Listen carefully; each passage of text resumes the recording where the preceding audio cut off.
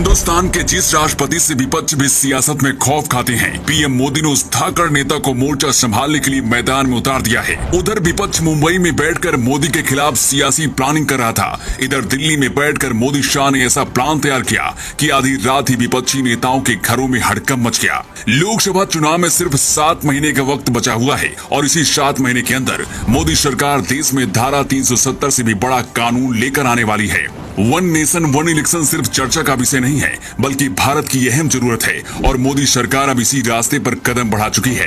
देश में पहले ही एक देश एक कानून की डिमांड हो रही थी और अब वन नेशन वन इलेक्शन की चर्चा ने सियासत में खलबली मचा दी है। मोदी सरकार 18 सितंबर से 22 सितंबर के बीच संसद में कई बड़े कानून पास कराने का प्लान बना रही है, जिसमें एक देश एक कानून, वन नेशन वन इलेक्शन और महिलाओं के लिए विशेष अधिकार के कानून शामिल हो सकते हैं। इन कानूनों को देश में लागू करना मोदी शाह का ही नहीं बल्कि अटल आडवाणी का भी एजेंडा था। प्रधानमंत्री नरेंद्र मोदी और बीजेपी के कई बड़े नेता वन नेशन वन इलेक्शन का समर्थन कर चुके हैं। 2014 में तो ये बीजेपी के चुनावी घोषणा पत्र का हिस्सा भी रह चुका है। हिंदुस्तान में फिलहाल राज्यों के विधानसभा और देश के लोकसभा चुनाव अलग अलग समय पर होते हैं। वन नेशन वन इलेक्शन का मतलब है कि पूरे देश में एक साथ ही लोकसभा और विधानसभा के चुनाव होंगे, यानी कि वोटर लोकसभा और राज्यसभा के विधानसभाओं के सदस्यों को चुनने के लिए एक ही दिन एक ही समय पर अपना वोट डाल सकेंगे। ऐसा पहली बार नहीं है जब देश में वन नेशन वन इलेक्शन की बात हो रही है। आजादी के बाद 1952, 1957, 1962 और 1967 में लोकसभा और विधानसभा के चुनाव एक साथ ही होते थे,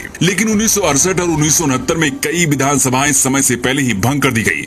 इसके बाद 1970 में लोकसभा भी भंग कर दी गई। इसी वजह से एक देश एक चुनाव की परंपरा टूट गई और उसके बाद लोकसभा और विधानसभा के चुनाव अलग अलग समय पर होने लगे। लेकिन एक बार फिर मोदी सरकार वन नेशन वन इलेक्शन का संसद में कानून बनाने का प्लान बना रही है, जिससे देश की तस्वीर बदलने वाली है। वैसे तो मोदी सरकार के पास कई बिल हैं, लेकिन ये 3 बिल ऐसे हैं जिन्हें कानून बनाकर जल्द से जल्द मोदी शाह देश में लागू करना चाहते हैं। भारत में एक देश एक चुनाव लागू करने के लिए मोदी सरकार ने कमेटी भी बना दी है और इसके अध्यक्ष पूर्व राष्ट्रपति रामनाथ कोविंद को बनाया गया है। केंद्र सरकार 18 सितंबर से 22 सितंबर के बीच संसद का विशेष सत्र भी बुला रही है और इसी सत्र में इन सभी कानूनों को पास कराना चाहती है। मोदी सरकार के मास्टर स्ट्रोक पूरे विपक्ष को हिला देने वाला है और 2024 में मोदी की जीत का मंत्र बनने वाला है। एक तरफ विपक्षी पार्टियां इसका विरोध कर रही हैं, तो दूसरी तरफ बीजेपी के नेता इसका स्वागत कर रहे हैं और प्रधानमंत्री मोदी का शानदार कदम बता रहे हैं। लेकिन मोदी सरकार के लिए इस कानून को लागू करना इतना आसान नहीं होगा। इसके लिए 16 विधानसभाओं का समर्थन होना जरूरी है, यानी पहले देश के 16 राज्यों की विधानसभा में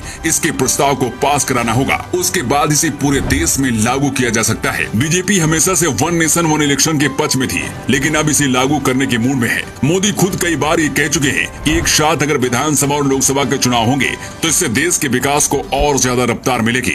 लेकिन राजनीतिक फायदे के लिए कुछ विपक्षी दल आज भी इसका विरोध कर रहे हैं। सबसे खास बात यह कि अगर ये बिल संसद में आते हैं तो विपक्ष इन्हें पास होने से रोक भी नहीं पाएगा, क्योंकि बीजेपी के पास इसे पास कराने के लिए पूरा बहुमत है। 7 महीने बाद लोकसभा के चुनाव होने वाले हैं। अगर ये बिल पास हो जाते हैं तो 99% हिंदू मोदी के पक्ष में चले जाएंगे और 2019 की तरह ही 2024 के चुनाव में मोदी लहर के आगे विपक्ष हवा हो जाएगा। अब हर किसी की नजर पूर्व राष्ट्रपति रामनाथ कोविंद की रिपोर्ट पर टिकी है कि आखिर वो आगे अब क्या करने वाले हैं। रामनाथ कोविंद की रिपोर्ट के बाद ही 18 से 22 सितंबर के बीच संसद में मोदी सरकार इन बिलों को ला सकती है और इन्हें पास भी करा सकती है। वैसे आपको क्या लगता है, क्या भारत में एक देश एक चुनाव का कानून लागू होना चाहिए? आप अपनी राय कमेंट बॉक्स में लिखकर जरूर दें।